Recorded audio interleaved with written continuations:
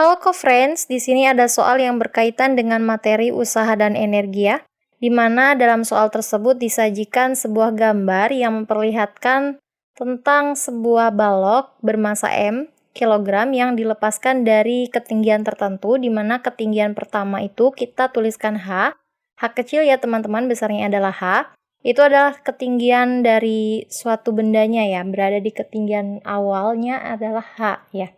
Kemudian diketahui bahwa di titik B itu, ini ada ralat gambarnya, harusnya titik B itu lebih ke atas ya, yaitu sepertiga H. Jadi ini H aksennya atau H keduanya ya, yaitu besarnya 1/3 H.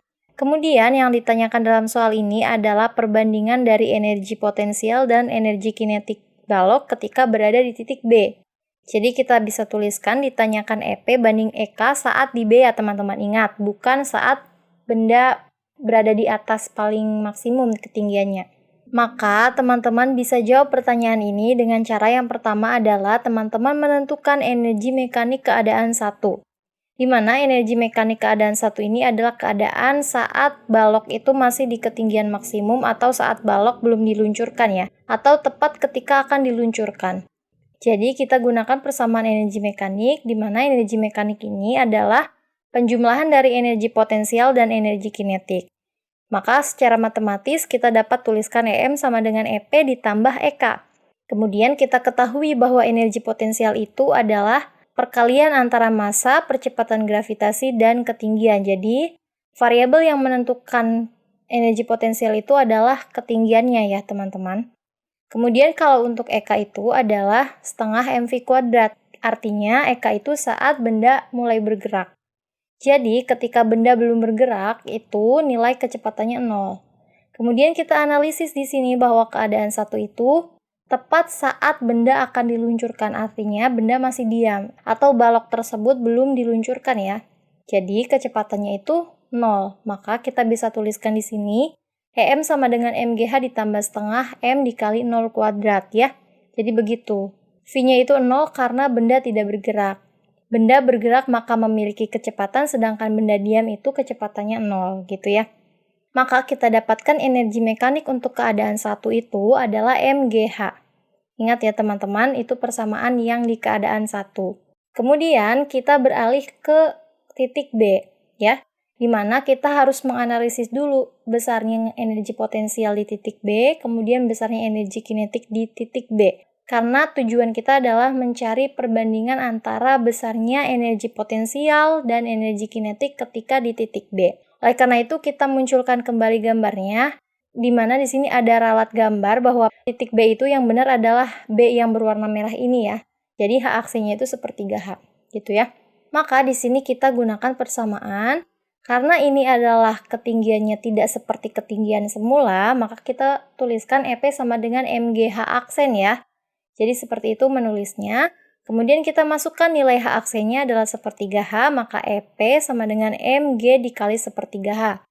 Atau kita juga bisa menuliskannya menjadi EP sama dengan sepertiga MGH. Kita lihat MGH itu adalah persamaan energi mekanik. Maka kita bisa substitusikan untuk MGH-nya itu dengan cara EP sama dengan 1/3 EM. Ya, karena EM itu sama dengan MGH, gitu ya. Kemudian selanjutnya, ketika energi potensial sudah kita dapatkan di titik B, maka teman-teman menentukan energi kinetik ketika di titik B. Gunakan persamaan yang menghubungkan antara energi mekanik dan energi potensial.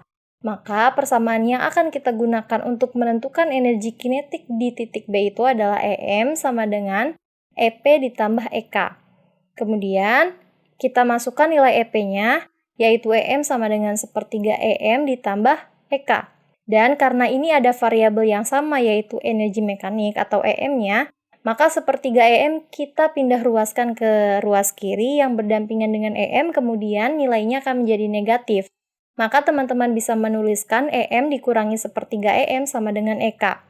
EM dikurangi sepertiga EM itu artinya 1 EM ya, dikurangi 1/3 EM. Maka teman-teman bisa dapatkan nilai 2/3 EM sama dengan EK. Atau kita juga bisa menuliskan EK-nya itu sama dengan 2/3 EM. Setelah didapatkan nilai energi potensial di titik B, kemudian energi kinetik di titik B, maka langkah selanjutnya teman-teman hanya perlu untuk menghitung perbandingan antara EP dengan EK-nya. Sehingga EP dibagi EK sama dengan 1/3 EM dibagi 2/3 EM. Kemudian karena ada variabel yang sama, yaitu energi mekanik atau EM-nya, kita coret karena habis dibagi. Maka EP dibagi EK sama dengan 1/3 dikali 3/2. Jadi EP dibagi EK sama dengan 3/6. Kemudian kita dapatkan nilai EP dibagi EK itu sama dengan 1/2. Atau kita bisa tuliskan EP banding EK sama dengan 1/2.